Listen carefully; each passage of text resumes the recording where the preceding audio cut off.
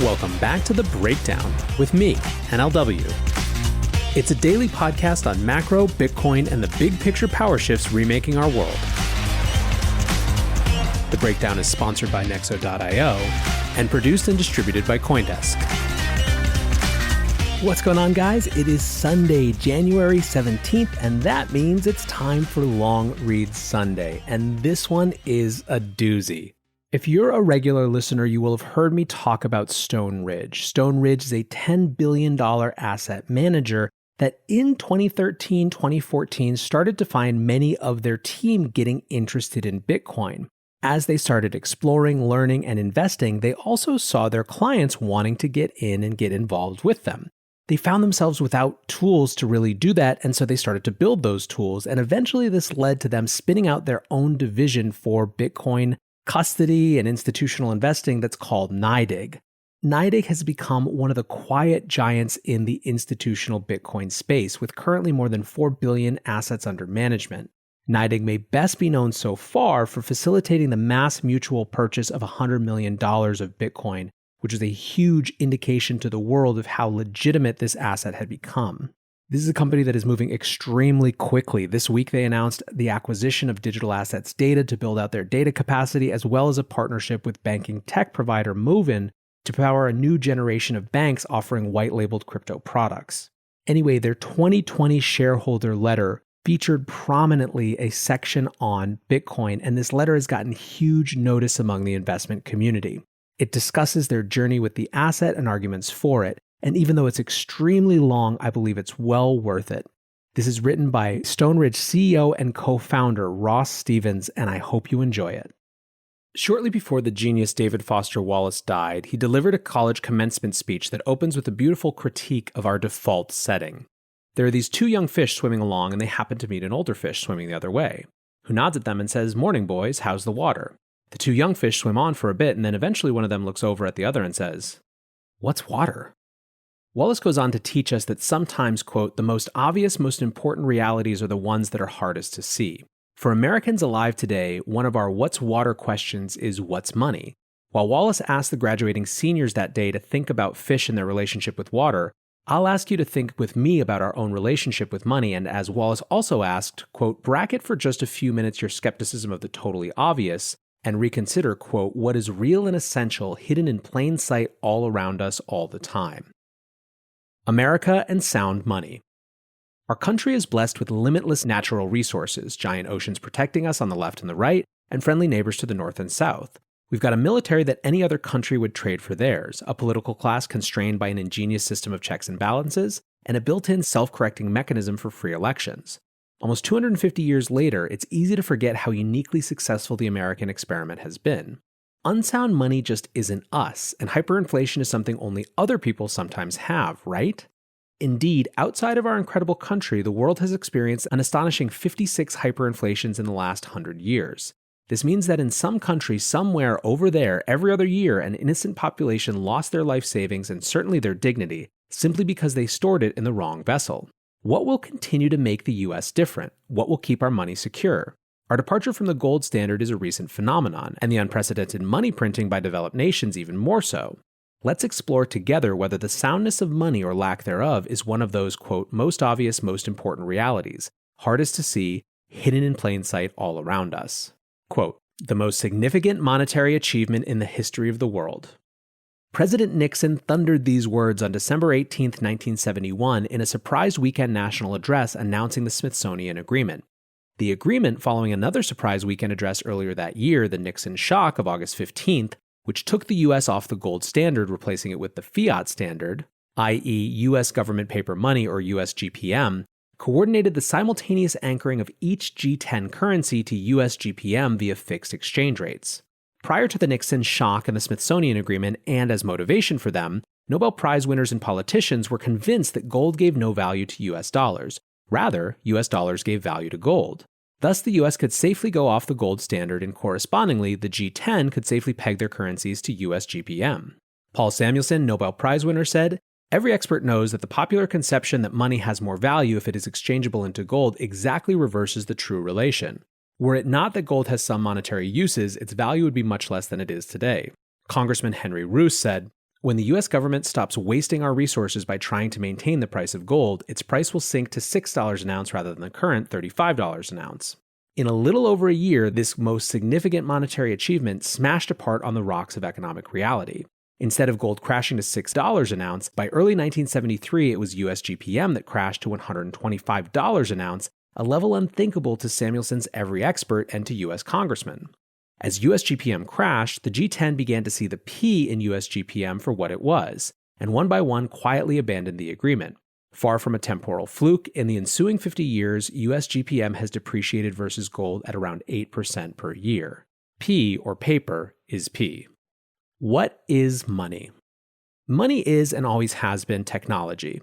Specifically, money is technology for making our wealth today available for consumption tomorrow.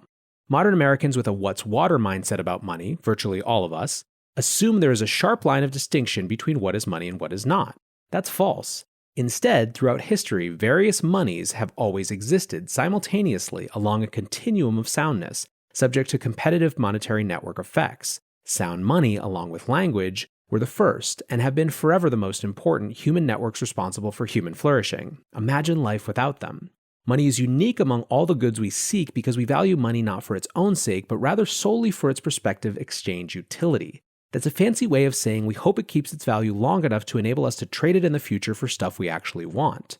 The question of which money humans will choose, therefore, boils down to which good or goods any individual believes will best store the sum total of their lifetime of daily labor, i.e. their life force. Because the most important trades we make are the ones we make with our future selves, humanity's Darwinian propulsion towards holding the soundest money possible is based on our intuitive understanding that the longer our choice of money can hold its value, the greater the potential compounding benefits of our life-to-date production.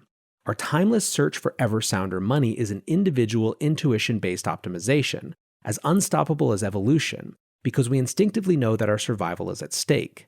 Will our life force be durably storable in a particularly well-chosen money and therefore potentially accumulate, enhancing our potential longevity?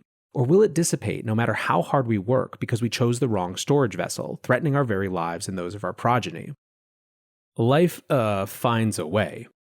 Since its founding in 1913, the Federal Reserve, or Fed, has upended our Darwinian propulsion, temporarily. The entire edifice of modern central banking, unbacked helicopter money, is like one gigantic helicopter parent never letting their child suffer, quote, the blessing of a skinned knee. When the Fed doles out billions or trillions of US GPM, it has the immediate effect of helping those favored few who first receive it, directly or indirectly, plus all pre-existing financial asset owners, at the expense of everyone else. When Chairman Powell says inequality is not related to monetary policy, I believe he would pass a lie detector test. That doesn't mean it's true. Beyond the fundamental unfairness of both its temporal and ultimately uneven distribution, GPM leaves the fidelity of an economy's relative price signals in tatters. Prices matter. In a ways like matter, prices guide billions of economic turns a day, constantly updating based on new real-time information made individually by billions of humans around the world, 99.999% of whom don't know each other, will never meet each other, and almost certainly don't realize that price signals, distorted or not, coordinate their actions for better or worse. Then Fed Chairman Bernanke in 2009 succinctly and honestly, if shockingly, referred to the Fed's money creation process via commercial bank intermediation by saying, quote, we simply use the computer to mark up the size of the account they have with the Fed. The money's so A, created, and then B, multiplied because only fractional bank reserves are required, and then C, lent out by banks. First, as discussed, this impairs the fidelity of economy-wide price signals, thereby, second, inefficiently draws human and capital resources into activities that cannot be lastingly maintained, thereby, third, drives temporary illusions of relative prosperity in certain economic segments and despair in others, and therefore, fourth, leads inevitably and repeatedly to booms and busts. Modern central banking is the cause of severe economic downdrafts, not the cure. By giving in to the clamor for ever more abundant and ever cheaper money, central banks cripple the role of the wisest regulator, the market, of the most important mechanism for efficient economy-wide allocation of capital, relative prices of sound money. In the same way a stock certificate is titled to company capital, money is titled to human time. People sacrifice their time for money, which enables them to trade for commensurate sacrifices from others. When prices are distorted, we are each inhumanly robbed of making fully informed personal decisions with our time. If you give anyone the power to print money, they will print money. A tool that can command human time is an object of great temptation, too great. I don't question that central bankers are well-intentioned, I strongly believe they are. But I also know what Lord Acton said about absolute power. It's human nature, not finance or politics. Just like certain offspring of helicopter parents, those underemployed, glassy-eyed 25-year-olds living in their parents' basements, who have neither the will nor ability nor, in some cases, even permission to leave, the offspring of central bank helicopter money, certain over-levered, glassy-eyed companies in certain segments of over-money-supplied industries, cannot survive without ongoing access to the essentially free US GPM they indirectly borrow. Like the smooth-kneed 25-year-olds, those over-moneyed zombie firms have neither the will, i.e. when US GPM is free, why bother with financial discipline, nor ability, i.e. our business model doesn't work at higher interest rates, nor in some cases even permission to leave, i.e. you bail us out because we employ so many voters or because we intermediate and credit multiply your monetary policy.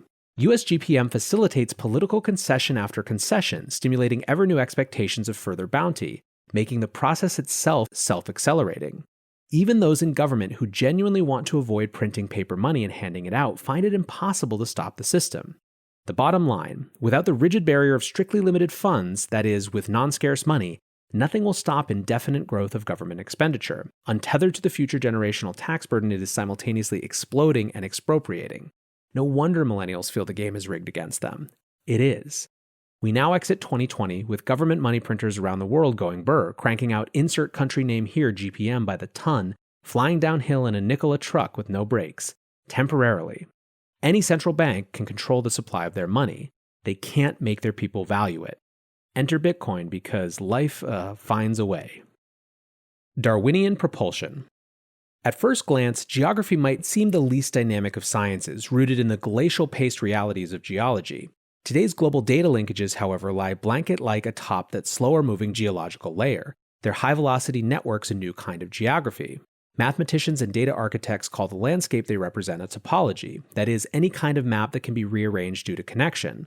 Unlike geographies, topologies in this context represent places with distance and speed determining how far apart they are.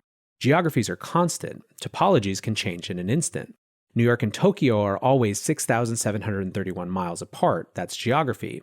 New York and Tokyo are also about 176 milliseconds apart and getting closer. That's topology.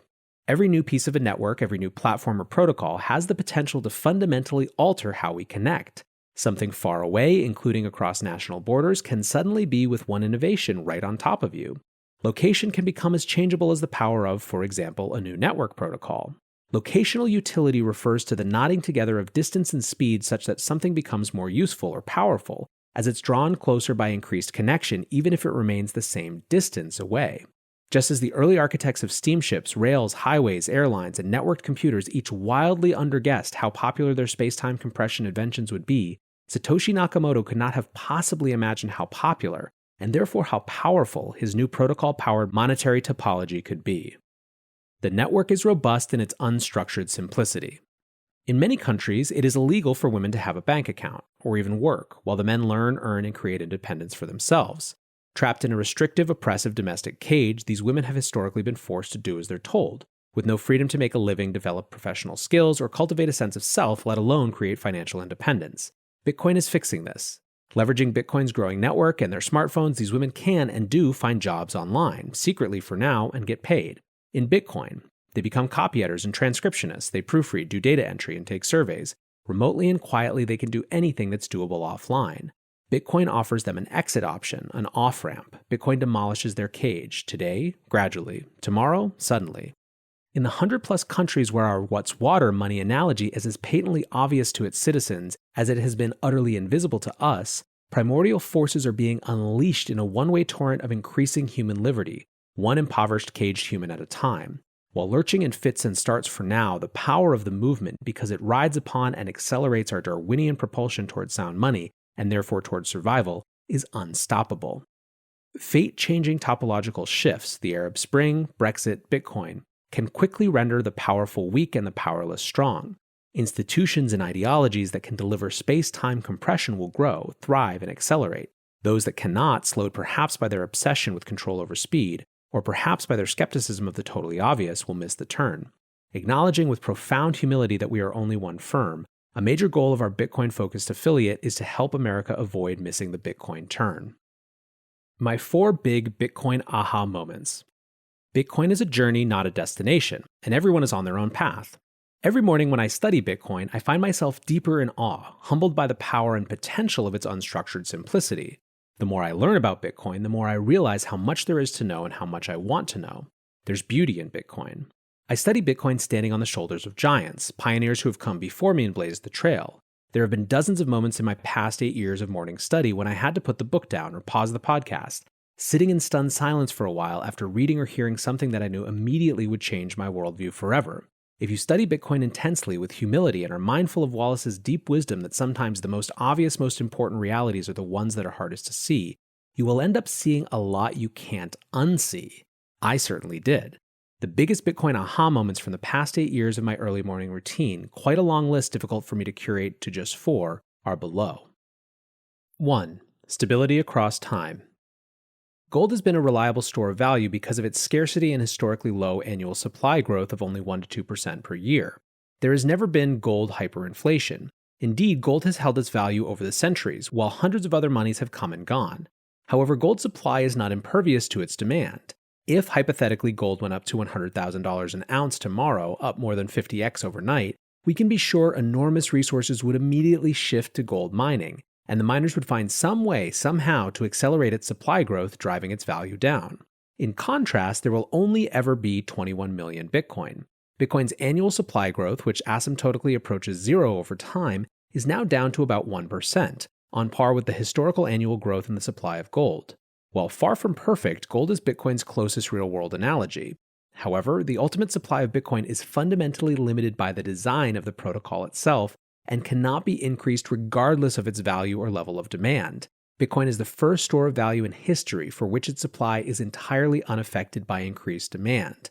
From this perspective, Bitcoin is better at being gold than gold. It's even more saleable across time. Many investors want to be a part of the next bull run. Others seek to build their dream home, finally launch that startup, or fund their education. Try Nexo's instant crypto credit lines and borrow against any major cryptocurrency with no minimum or maximum withdrawal amounts, no fees whatsoever, no credit checks, and flexible repayment. Not to mention the APR starts at just 5.9%. Stay on top of your investment game with Nexo.io. And remember, it's your crypto, your credit, your choice. Get started at Nexo.io. 2. Saleability across space. As we move beyond traveling by foot and horse, beyond the development of affordable commercial air travel, and then especially beyond the internet's Cambrian-like explosion of network power, gold's low spatial stability became an acute flaw even the most ardent gold bugs miss. Gold is simply hard to transport. This is where US GPM, or the fiat standard in general, shines. Though fiat's periodic human nature-induced hyperinflations made it a huge step backward in terms of saleability across time, it was a substantial leap forward in terms of saleability across space. However, contrary to common misconception, Bitcoin moves much faster across space than fiat, increasing our capacity for long-distance international settlement by about 500,000 transactions a day, and completing that settlement in about an hour rather than the current state-of-the-art 3 to 5 days or longer for final international fiat settlement. Bitcoin's protocol and network topology renders national borders irrelevant, which is especially empowering to the world's most vulnerable and unprepared for fiat hyperinflations, think Venezuela, Turkey, and Lebanon today. Even within a country like ours, do not confuse the speed of your Visa payment with its final settlement. No settlement occurs when you buy your coffee at Starbucks. Rather, your bank and Starbucks bank generally settle 2 to 3 days later, with each bank taking credit risk to the other along the way, with rare but occasionally disastrous results. Bitcoin safely settles about every hour, and as a bearer instrument, credit risk is not a concept. From this perspective, Bitcoin is better at being fiat than fiat. It's even more saleable across space, and because it's not debt like fiat, has no credit risk. 3. The difficulty adjustment. Everything Satoshi did in inventing Bitcoin was non-original. His genius was in seeing how combining a specific set of previously solved problems could together solve certain unsolved problems, except the difficulty adjustment. The difficulty adjustment, entirely original, is, in my opinion, Satoshi's most underappreciated breakthrough, a truly genius application of game theory and the fundamental reason why Bitcoin's network has always been secure. So what is it? Suppose Bitcoin's price rises, creating an incentive for more Bitcoin miners to mine. Remember, successful mining results in Bitcoin rewards, thus the continuous link between Bitcoin's price and the total worldwide mining incentive. In this case, the Bitcoin protocol will automatically raise the difficulty of mining. such that the creation of a new Bitcoin and the timing of transaction verification does not accelerate beyond its present schedule about every 10 minutes. Instead, suppose Bitcoin's price falls and subsequently higher marginal cost Bitcoin miners rationally turn off their machines. The Bitcoin protocol will automatically reduce the difficulty of mining such that the creation of new Bitcoin and the timing of transaction verification does not decelerate below its present schedule. How does the protocol do this? Imagine that I tell you that the product of two prime numbers is a certain 3-digit number, and I ask you to guess the two primes. And I also remind you that a property of prime numbers is that the product of two primes is uniquely the product of those specific two primes. There is no closed-form solution to my question, which is a fancy way of saying you'd have to randomly guess until you figure it out. Since I told you the product of the primes is only 3 digits, you'd probably be able to guess the two primes fairly quickly. However, suppose I told you the product was 5 digits. How about 10 digits? How about 20 digits? You can quickly see how much harder and harder and then way harder the random guessing can become. The difficulty adjustment is akin to adjusting the number of digits of the product of the primes as a function of how much mining power is online at any given time.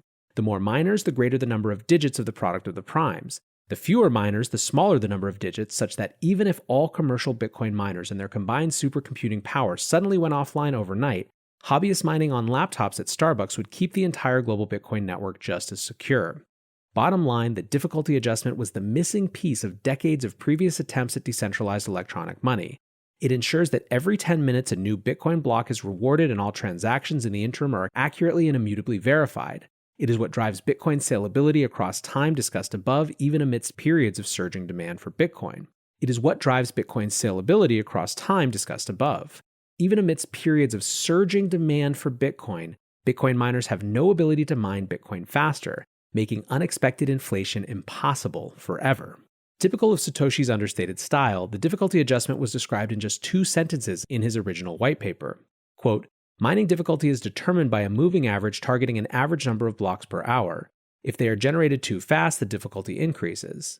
As an aside, the difficulty adjustment also serves to limit wasted mining energy, further incentivizing miners to mine, but that benefit pales in comparison to its impact making Bitcoin inflation-proof. The difficulty adjustment has now been continuously tested for 12 years at total global network power levels ranging from just a few laptops all the way to enough energy to power New York City, and with lots of total network power volatility along the way. The total network power volatility is what requires the Bitcoin protocol to continually adjust the mining difficulty, akin to continually adjusting the number of digits of the product of the two primes. And astonishingly, just as Satoshi designed, no matter the global mining capacity or its variability, a new block is verified every 10 minutes, every 10 minutes, every 10 minutes. Speaking of energy. Number 4, Bitcoin's use of energy. The amount of energy Bitcoin consumes is the sum total of the energy consumption of all the mining machines that secure the network. While hard to know exactly, a good estimate of the global total consumption is about 8 to 10 million people worth of energy. Absolutely enormous. In a warming world, how can this be good? First, the principle. Bitcoin is a better technology for performing central banking than the current government monopolies on central banking. In the same way that cars consume far more energy than the bikes and horses they replaced, and electric lights replaced candles, and central heating replaced chimneys, and computers replaced typewriters, Bitcoin's better monetary system consumes far more energy than the current central banking system. Throughout history, energy use has grown whenever free people making free choices have decided for themselves that the price of the extra energy for the new technology they wanted was worth it. Today, every day, 24/7, Bitcoiners around the world make the decision that the price of Bitcoin's energy use is worth it because Bitcoin is better technology for money. Second, the practice. Bitcoin mining is the only profitable use of energy in human history that does not need to be located near human settlement to operate. The long-term implications of this are world-changing and hiding in plain sight. Before Bitcoin, the problem of energy has never been its scarcity, but only our ability to channel it geographically where it is needed most. Before Bitcoin, that was exclusively where humans lived. In contrast, Bitcoin's mining energy is solving a different problem. Because of satellites and wireless internet connections, Bitcoin mining can be located anywhere. For example, remote, destitute areas blessed with moving water can monetize their natural resource good fortune by creating clean hydro energy and use it to mine Bitcoin. Thus, Bitcoins can make monetizable, isolated energy sources all over the world, like waterfalls, running rivers, or creatable dams, now entirely untapped because they would be cost prohibitive to connect to electric grids close enough to residential or industrial areas. In doing so, Bitcoin can fundamentally change the economics of energy by introducing a highly profitable use of electricity that's location independent. The world has never had a profitable use of energy that's location independent. Now it does. And since fossil fuels are already too expensive to be a profitable source of Bitcoin mining energy, I believe the only long-term profitable Bitcoin mining will be powered by hydro. Imagine a future with Bitcoin mining firms, unsubsidized in extraordinarily isolated locations. Visualize a waterfall in a largely population-free part of an African country suffering from abject poverty. Easily connected to the Bitcoin network, building serious energy infrastructure to monetize the local clean energy source for mining. However, once the industrial strength profitable infrastructure is in place, let's extend it. Let's build roads and housing and schools and hospitals, ultimately leading to human settlement. The net result can be people locating around new Bitcoin-driven hydroelectric energy infrastructure, with more and more of humanity clustering around cheap, clean energy sources. Historically, our energy challenge has been to move the power to the people. With Bitcoin, we can move the people to the power. Consider that the world's major population centers, think New York, London, Paris, Tokyo, each developed where they are geographically because of natural seaports, waterways, and trade routes. Energy was a non-factor because the placement of these cities was all pre-energy, i.e. pre-fossil fuels. As Bitcoin finances the for-profit development of cheap, clean energy infrastructure on a massive scale, it can lead to a future in which more and more of the world's population lives near abundant energy with an extraordinarily low marginal cost of production. This matters because cheap energy equals human flourishing. That's an equation. Cheap energy equals human flourishing. Beyond the revolution in monetary policy that Bitcoin already represents, Bitcoin may also represent the biggest catalyst the world has ever known for developing abundant, clean, cheap energy, and therefore one of the biggest catalysts in the world for human flourishing. Can you tell why I'm all in? The mystery of the missing Amazon millionaires, and is it too late to buy Bitcoin? Investing in Bitcoin, now exiting its 12th year, and especially after a 200+% return in 2020, is extremely uncomfortable for most everyone. Just as investing in Amazon stock AMZN was for almost everyone following its 12th year as a public company. Even for investors who see the long-term potential of Bitcoin's monetary properties, they may wonder if they are just too late to invest. Did they miss it? Has all the future value been priced in? I believe our evolutionary biology makes us hardwired to consistently underguess the power of modern technological network effects, since nothing in our history resembles them. For the vast majority of human time, we lived in small tribes, entirely unconnected to other humans around the world. Combine this observation with prospect theory and regret aversion, and we can solve the mystery of the missing Amazon millionaires. Why do so few Americans today own more than $1 million worth of Amazon stock? In Amazon's early years, most investors were hesitant to buy it even as they loved using the service, believing that each year they missed it again and the price had run away from them. Why? Because in each of those first 12 years, Amazon's high price that year was, on average, 175% higher than Amazon's open price of that year. Whoa. With that kind of price action, it is understandable why, year after year, investors thought they missed it again. Yet, though understandable, year after year, investors were, with high consequence, very wrong. In the ensuing 12 years, years 13 through 24, Amazon increased 62x. Bitcoin is now 12 years old. What will one Bitcoin be worth 12 years from now? 100,000, 500,000, 1 million, $100? I have absolutely no idea whatsoever about Bitcoin's future price. However, I strongly believe that the centralized class will continue to significantly underguess the appeal, and therefore likely the price, of a decentralized monetary network to the rapidly emerging decentralized class, us Bitcoiners, just as they significantly underguess the power of Google and Facebook and Netflix and Amazon every year for decades, and even as they love those services and use them daily. From a valuation framework perspective, I believe Bitcoin should be viewed identically to those network business models, the value of the network growing with the number of users, except for two major differences. First, money is primordially more important in a way even the most hilarious on-demand cat videos or same-day delivery of any product we want will ever be. There is no comparison. Second, Bitcoin lacks the possibility of antitrust enforcement, ever, no matter how big and no matter how valuable it gets. Nor can Bitcoin ever be globally confiscated. Yes, individual countries can attempt to confiscate Bitcoin, and over time, some may try. Just like gold was confiscated by the Gold Reserve Act in the US in January 1934, 9 months after FDR's April 1933 executive order made it a criminal offense for US citizens to own or trade it. However, just like the internet can be censored in certain countries but cannot be turned off, Bitcoin can be attempted to be confiscated in a country but cannot be turned off. And just as no global off switch exists for the internet for the same reasons and others, no such switch exists for Bitcoin. With regard to confiscation and putting aside property rights for a moment, Bitcoin is really nothing more than a password to a private key that can be easily stored in anyone's memory via simple phrase memorization, which, to me, makes it more saleable across space than gold and fiat in more ways than one. If anything, in my view, it is more likely we see a country peg their currency to Bitcoin, perhaps a developing country escaping a hyperinflation in the coming decade, before we see one that tries to unsuccessfully confiscate it. Remember, unlike gold, with Bitcoin there's no vault, and good luck confiscating my memory. Final thoughts on Bitcoin.